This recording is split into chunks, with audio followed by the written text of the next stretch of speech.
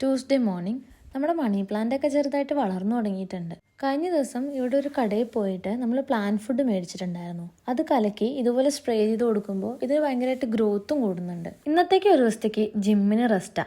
എന്നാൽ പിന്നെ നല്ല എന്തെങ്കിലും പ്രോട്ടീൻ റിച്ച് ആയിട്ടുള്ള ഫുഡ് ഉണ്ടാക്കി കഴിക്കാം. ഇന്ന് നമ്മൾ ഉണ്ടാക്കാൻ പോകുന്നത് ചിക്കൻ സ്റ്റൂ ആണ്. എൻ്റെ നാട്ടിൽ ഇതിനെ ഇഷ്ടൂ എന്നായിരുന്നു വിളിക്കാറുണ്ടായിരുന്നു. പിന്നെ യൂറോപ്പിൽ വന്നപ്പോഴാണ് നമ്മൾ സ്റ്റൂ ആക്കിയത്.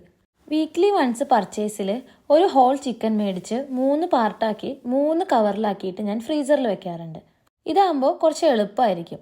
വേണ്ട സമയത്ത് ഒരു പോർഷൻ എടുത്തുണ്ടാക്കിയാൽ മതിയല്ലോ. ചിക്കൻ നന്നായി കഴുകിയിട്ട് കുറച്ച് കുരുമുളക് പൊടിയും കൂടി ഇട്ട് ഒരു വിസിലടിപ്പിക്കുക. അത് വിസിലടിച്ച് വരുമ്പോഴത്തേനും ബാക്കി വേണ്ട സാധനങ്ങളൊക്കെ അരിഞ്ഞു വെക്കണം. ഞാനിവിടെ എടുത്തിട്ടുള്ളത് സവാളയും ക്യാരറ്റും പൊട്ടറ്റോയും ഒരു മുളകുമാണ്. നിങ്ങൾക്ക് ഇഷ്ടമുള്ള വെജിറ്റബിൾസ് ഒക്കെ ഇതിൽ ആഡ് ചെയ്യാവുന്നതാണ്. ഇവിടെ തേങ്ങ വാങ്ങി തേങ്ങ പിഴിഞ്ഞെടുത്ത് പാലൊന്നും ആക്കാൻ പറ്റില്ല. അതുകൊണ്ട് മാഗിയുടെ കോക്കനട്ട് മിൽക്ക് പൗഡർ 2 ടീസ്പൂൺ ചേർത്ത് അതിലേക്ക് വേണ്ട ചൂടുവെള്ളം ഒഴിച്ച് നന്നായി കലക്കി വെക്കാം.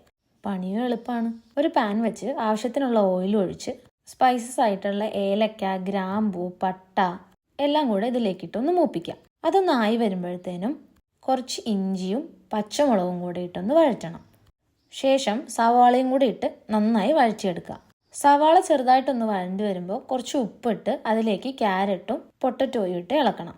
നമ്മൾ നേരത്തെ വേവിച്ച് വെച്ച ചിക്കനിൽ സ്റ്റോക്ക് ഉണ്ടാവും. ആ സ്റ്റോക്ക് ഇതിലേക്ക് ഒഴിച്ചിട്ട് ആ ഒരു വെള്ളത്തിൽ കിടന്നിട്ട് വേണം ഈ വെജിറ്റബിൾസ് ഒക്കെ വെന്ത് വരാൻ.